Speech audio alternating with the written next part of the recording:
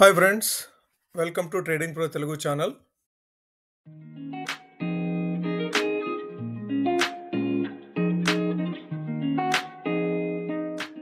మన మార్కెట్ల మీద మరొక్కసారి దాడి జరిగింది. దాడి మీద దాడి. గత 5 నెలల నుంచి మార్కెట్ ఒక్క నెల కూడాను పాజిటివ్గా క్లోజ్ కాలేకపోయింది. ప్రతి నెల మంత్ ఆన్ మంత్ గత 5 నెలల నుంచి, అంటే 1996 తర్వాత ఇంతటి బేరిష్ సెంటిమెంట్ కంటిన్యూస్గా 5 months పాటు ఇంతటి బేరిష్ సెంటిమెంటు మన మార్కెట్లో లేదు అసలు. సో ఇంత బేరిష్ విషయాలకు కారణం ఏంటి? అసలు మన మార్కెట్లో అంత బేరిష్నెస్ ఉందా? అయితే ఇంతకుముందు మన మార్కెట్లు ఎప్పుడైతే 18,000 19,000 నుంచి మార్కెట్ ర్యాలీ స్టార్ట్ అయ్యి విత్ ఇన్ 1.5 years 26,000కి రీచ్ అయింది కదా. 19,000 నుంచి 26,000, ఆల్మోస్ట్ 7,000 పాయింట్లు, అంటే 35%. So market up side move అయింది. సో అప్పుడు కూడాను అందరూ ఆశ్చర్యపోయారు, ఏంది ఈ విధంగా బుల్లిష్ సెంటిమెంట్ ఉంది, ఇంత బుల్లిష్నెస్ ఉందా మన మార్కెట్లో, ఇంత వాల్యుయేషన్స్ ఉన్నాయా మన మార్కెట్లో అని చెప్పేసి అందరూ ఆశ్చర్యపోయారు. ఇప్పుడు అదే పరిస్థితి మన పరిస్థితి. అయితే ఎక్స్ట్రీమ్ కట్టెళ్తుంది, అయితే ఎక్స్ట్రీమ్ ఇటు వస్తుంది. సో మన మార్కెట్స్ నార్మల్ ట్రేడర్స్కి, రెగ్యులర్ ట్రేడర్స్కి మాత్రము చుక్కలు చూపిస్తున్నాయి. ట్రేడర్స్కి అట్లానే ఇన్వెస్టర్స్ కూడాను. మొన్నటి వరకు ఇన్వెస్టర్స్ పర్వాలేదు, మా పోర్ట్ఫోలియోస్ కొద్దిపాటి లాభాల్లో కనపడుతున్నాయి, గ్రీన్లో ఉన్నాయి అని చెప్పేసి అనుకున్న వాళ్ళు కాస్త ఈ మధ్యకాలంలో మరీ దారుణంగా భయపడే స్థాయికి తీసుకొచ్చేసేసారు. సుమారుగా ఒక్కొక్కళ్ళ పోర్ట్ఫోలియో 30-35% పాజిటివ్లో ఉన్న, -7%, -8%. కొంతమంది పోర్ట్ఫోలియోస్ ఎవరైతే స్మాల్ క్యాప్స్ మెయింటైన్ చేస్తున్నారో ఎక్కువగా, వాళ్ళు సుమారుగా నాకు తెలిసి -10% డౌన్లోకి వెళ్ళిపోయి ఉంటారు అనుకుంటున్నాను నేను. సో ఈరోజు మార్కెట్ల మీద అయితే ఒక రకమైన దాడే జరిగింది. సో నిఫ్టీ 50 1.86%, అంటే 420 పాయింట్లు నష్టంతో 22,124. మనం ఇంతకుముందు ఏదైతే కొద్దిగా సపోర్ట్గా బిహేవ్ చేస్తున్నాం అనుకుంటున్నామో 22,300, దానికి కూడా బ్రీచ్ చేసి 22,124 దగ్గర క్లోజ్ అయిపోయింది. సో ఇంకా మార్కెట్స్ కంప్లీట్గా బేరిష్ సెంటిమెంట్ లాగా వచ్చినాయని చెప్పుకోవచ్చు. సో ఇది మనం 1 డేలో చూస్తున్నాము. అదే మనం 6 monthsలో చూసామనుకోండి, గత 6 నెలల్లో ఏం జరిగిందని చూస్తే -11.6%. సో నిఫ్టీ బ్యాంక్ వచ్చేసేసి just half of the Nifty fall. Last 6 monthsలో నిఫ్టీ 11.69% పడితే బ్యాంక్ నిఫ్టీ 5.47% పడింది. అయితే వీటన్నిటికంటే భిన్నంగా నిఫ్టీ నెక్స్ట్ 50 -24%. టాప్ నుంచి 6 months అంటే సుమారుగా సెప్టెంబర్ నుంచి అనుకోవచ్చు. సెప్టెంబర్ నుంచి చూస్తే ఎప్పుడైతే పీక్లో ఉందో అక్కడి నుంచి అనుకోవచ్చు మనం. -24% నిఫ్టీ నెక్స్ట్ 50. అదే మనం స్మాల్ క్యాప్ చూసామనుకోండి, స్మాల్ క్యాప్ 100 వచ్చేసి -24%. గత 6 నెలల్లో 24% నష్టపోయింది. అదేవిధంగా మిడ్ క్యాప్ చూసామనుకోండి, -19%. సో ఈ విధంగా మనం చూస్తే 6 నెలల నుంచి మన పోర్ట్ఫోలియోస్ ఏ విధంగా ఉన్నాయో మనకు అర్థమవుతుంది. నిఫ్టీ ఐటీ కూడాను -11.97%, అంటే సుమారుగా నిఫ్టీ ఏ విధంగా పడిందో నిఫ్టీ ఐటీ కూడాను ఆ విధంగానే కోల్పోయింది.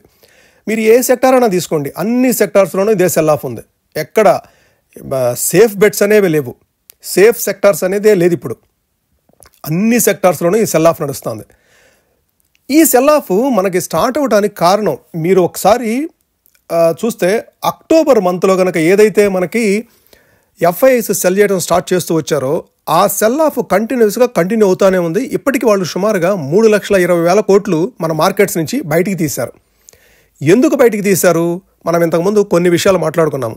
ఎఫ్ఐఐస్ స్పెషల్గా బయటికి తీయడానికి ముఖ్యమైన కారణాలు ఏంటంటే, మన ట్రంప్ అధికారంలోకి వస్తాడు అనే ఒక ఇది కన్ఫామ్ అయిపోయింది.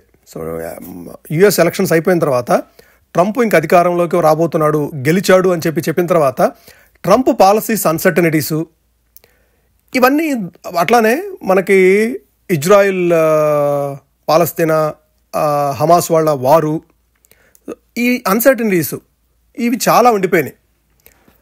ఫెడ్ ఇంట్రెస్ట్ రేట్లు కట్ చేసినా కూడాను మార్కెట్లో రికవరీ వచ్చినట్టే వచ్చి మళ్ళీ ఫిజిల్ అవుట్ అయిపోయింది. మన ఆర్బీఐ లోకల్ క్యూస్ ఎంత పాజిటివ్గా ఉన్నా కూడాను మన మార్కెట్స్ రికవరీ కాలేకపోతున్నాయి. మన లోకల్ క్యూస్ గురించి కూడా ఒకసారి మాట్లాడుకుందాం. లోకల్ క్యూస్ చాలా పాజిటివ్గా ఉన్నాయి. ఇన్ఫ్యాక్ట్ మన లోకల్ క్యూస్ ఏది కూడాను ఫ్యాక్టరీని అవ్వలేదు మన మార్కెట్లో ఇంతవరకు కూడాను. ఎందుకంటే ఎఫ్ఐఎస్ దాన్ని ముందుకు పోనివ్వట్లేదు. ఎటువంటి రైజ్ వచ్చినా సరే చిన్నపాటి మార్కెట్లో రికవరీ వచ్చిందంటే చాలు వాళ్ళు సెల్ చేయడానికి రెడీగా ఉంటున్నారు. సో వీటన్నిటి కారణాలతోటి మన మార్కెట్ కంప్లీట్గా ఎస్పెషల్లీ చెప్పుకోవాలంటే ఎఫ్పిఐసే మనకి ముఖ్యంగా శత్రువుల కింద తయారయ్యారని చెప్పుకోవాలి.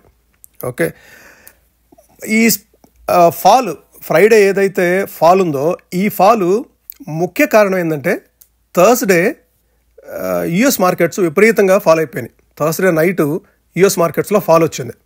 దానికి ప్రధాన కారణం ఏంటంటే మరలా ట్రంప్ గారు వచ్చేసేసి కామెంట్స్ చేశారు. ట్రంప్ మరలా ఏమంటాడంటే ఈ చైనా మీద ఏదైతే ఆల్రెడీ 10% టారిఫ్ ఉందో ఆ 10%తో పాటుగా ఇంకొక 10% యాడ్ చేస్తాను, అడిషనల్ 10% మరలా యాడ్ చేస్తానని చెప్పేసి ట్రంప్ కామెంట్ చేశాడు. అట్లానే కెనడా, మెక్సికో మీద ఇంతకుముందు ఇచ్చిన డేటు, కట్ ఆఫ్ డేటు ఏప్రిల్లో ఇచ్చాడు కదా, అది ఏప్రిల్ కాదు మార్చికే మార్చేస్తున్నాను, మార్చి 4th నుంచే మరలా ఈ టారిఫ్ ఏదైతే మెక్సికో, కెనడా మీద స్టార్ట్ చేసేస్తానని చెప్పేసి కామెంట్ చేశాడు. ట్రంప్ మనకి ఏ విధంగా కామెంట్ చేస్తున్నాడు అనేది కొద్దిగా అన్సర్టనిటీ ఉంది మార్కెట్లో. సో ఎటువంటి టారిఫ్స్ కొత్తగా తీసుకొని రాబోతున్నాడు, పైగా ఈ కంట్రీస్ ఏదైతే ఆల్రెడీ తను ట్యాక్స్ చేస్తున్నాడో ఆ కంట్రీస్ రెసిప్రోకల్గా మరలా వాళ్ళు కూడా తిరిగి ట్యాక్స్ చేయడం స్టార్ట్ చేస్తే యుఎస్ ఎకానమీ అనేది ఇంకా ట్రబుల్సంలోకి వెళ్ళిపోతుంది. సో ఆ యుఎస్ ఎకానమీ ట్రబుల్సంలోకి వెళ్ళిపోతే overall business across globe overall business అనేది నిలకడలేని బిజినెస్ అయిపోతుంది. సో దీంతో అన్ని మార్కెట్స్లో కూడాను ఈ సెల్ ఆఫ్ స్టార్ట్ అయిపోయింది. ఒక్క యుఎస్ మార్కెట్లోనే కాదు అన్ని మార్కెట్స్లోనూ ఇదే సెల్ ఆఫ్ కొనసాగుతూ ఉందన్నమాట. అయితే మన మార్కెట్లో ఉన్న ఈ లోకల్ డేటా ఏదైతే మన మార్కెట్కి ఉపయోగపడే లోకల్ డేటా ఉందో ఆ డేటా ఏది కూడాను మార్కెట్ మీద పనిచేయట్లేదు. మనకి ఎంతసేపటికి గ్లోబల్ మార్కెట్స్ని చూసి మన మార్కెట్స్ రియాక్ట్ అవుతున్నాయి. మన ఇండియన్ మార్కెట్స్లో ఉన్న డేటాని పట్టించుకోవడం తగ్గించేశారు.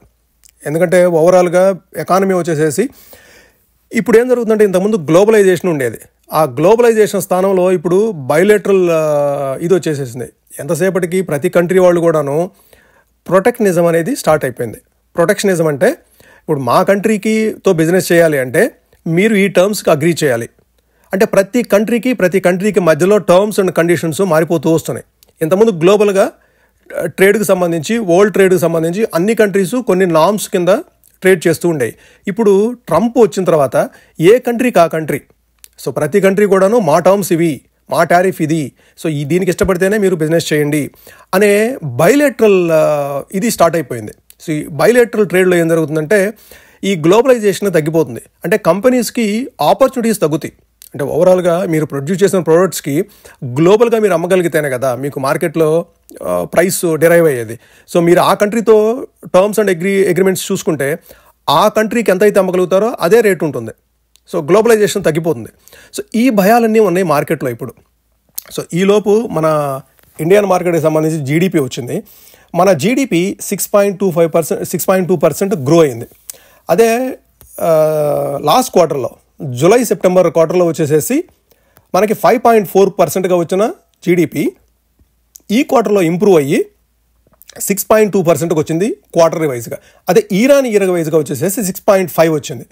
క్వార్టర్లీ 6.2, ఇయర్లీ ఇంప్రూవ్మెంట్ వచ్చేసేసి 6.5. సో మన ఫ్యాక్టర్స్ అన్నీ బాగానే ఉన్నాయి, లోకల్ ఫ్యాక్టర్స్ అన్నీ బాగానే ఉన్నాయి. నిన్న ఆర్బీఐ కూడాను ఎన్బిఎఫ్సిస్కి ఏదైతే వెసులుబాటు ఇచ్చిందో అంటే బ్యాంక్స్ నుంచి రిస్క్ అసెస్మెంట్కి వచ్చేసేసి ఏదైతే బ్యాంక్స్ లెండ్ చేస్తూ ఉన్నాయో ఎన్బిఎఫ్సిస్కి దాన్ని సెక్యూరిటీ వైజ్గా దాన్ని 25% పాయింట్స్కి తగ్గించేశారు. దాని మూలంగా ఏం జరుగుతుందంటే ఎన్బిఎఫ్సిస్కి ఇంకొద్దిగా తక్కువ రేట్లో మనీ ఎక్కువ అవైలబిలిటీ ఉంటుంది. ఎన్బిఎఫ్సిస్ ఫైనాన్షియల్ ఇన్స్టిట్యూట్స్ అనేవి మనీ అవుట్ సైడ్ లెండ్ చేసి ఎర్న్ చేసుకుంటారు. సో ఇది ఒక ఫెసిలిటీ, అంటే లిక్విడిటీ ఫ్లో అనేది మార్కెట్లోకి వెళ్తుంది. అట్లానే ఆర్బీఐ ఓపెన్ మార్కెట్ ఆపరేషన్స్ ద్వారా 150,000 కోట్లు మార్కెట్లోకి పంప్ చేస్తూ ఉన్నారు. గవర్నమెంట్ సెక్యూరిటీస్ కొనేసి అన్నారు కదా, అది కూడాను పాజిటివే. మరి బడ్జెట్లో మనకి ఇచ్చినవి పాజిటివే. సో చాలా పాజిటివ్స్ ఉన్నాయి. సో ఈ పాజిటివ్స్ అన్నీ అయిన తర్వాతే మన మార్కెట్ 23,000 నుంచి 22,000కి వచ్చేసింది. 22,100 ఈరోజు లో టచ్ చేసింది. సో ఇంకా ఎంత కిందకి వెళ్తుంది అనేది మన మార్కెట్లో ఇప్పటికీ డిరైవ్ చేయలేని పరిస్థితి. ఏ అనలిస్ట్ కూడాను మన మార్కెట్ ఇంకా ఇక్కడ ఆగుతుందా, ఇంకా కిందకి వెళ్తుందా అనేది ఎవరు చెప్పలేని పరిస్థితి. ఈ ఫాల్ ఎక్కడ ఆగుతుంది అనేది ఎక్కడ మనకి ఇచ్చేట్లేదు. మనం ఇంతకుముందు 22,700 స్ట్రాంగ్ సపోర్ట్గా ఉండొచ్చు, అది కూడా బ్రీచ్ అయితే 22,500 సపోర్ట్ ఉండొచ్చుకున్నాను, అది కూడా బ్రీచ్ అయితే 22,300 అనుకున్నాం. మనం ఎంతసేపటికి సపోర్ట్ కింద ఉంది అనుకుంటున్నాము. సపోర్ట్ ఎక్కడుంది? 22,300 దగ్గర ఉందా? లేదు. కిందకు వచ్చేసింది. 22,100 ఉందా ఏమో, మండే ఏం జరుగుతుందో చెప్పలేం. సో వీటన్నిటి దృష్ట్యా మనకి మార్కెట్ ఇంకా కిందకి వెళ్తుందా, ఇక్కడి నుంచి రికవర్ అవుతుందా అనేది మనకి చూడాలి. ఎఫ్ఐఎస్ ఏం చేస్తారు, మన లోకల్ క్యూస్ ఏ విధంగా టర్న్ అవుతాయి, ఈ జీడిపి ఏదైనా హెల్ప్ చేస్తుందా, మనకి ఇప్పుడు వచ్చిన జీడిపి ఏదైనా మన మార్కెట్కి ఊతమిచ్చి మార్కెట్లను పైకి తీసుకెళ్తుందా అనేది చూడాలి. ఇది నిఫ్టీ చార్ట్. సో ఇది ఆల్మోస్ట్ 1 year లోకి వచ్చేసింది. లాస్ట్ ఫిబ్రవరిలో ఏ లెవెల్స్లో 2024 ఫిబ్రవరిలో ఏ లెవెల్స్లో ఉందో ఈరోజు ఆ లెవెల్స్కి వచ్చేసేసింది. 22,100 ఈరోజు టచ్ చేసింది.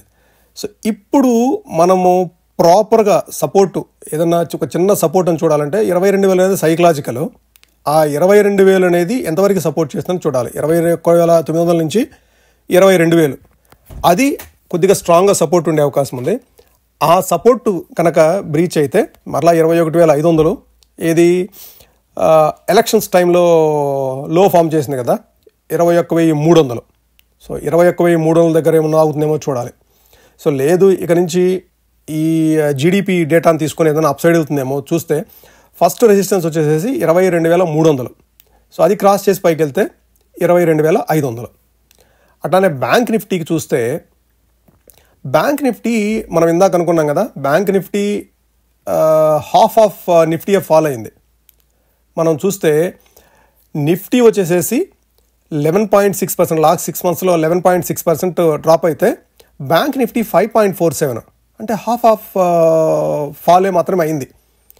ఓకే, దీన్ని బట్టి చూస్తే మనకి బ్యాంక్ నిఫ్టీ కొద్దిగా స్ట్రెంగ్త్ ఉందని చెప్పుకోవచ్చు.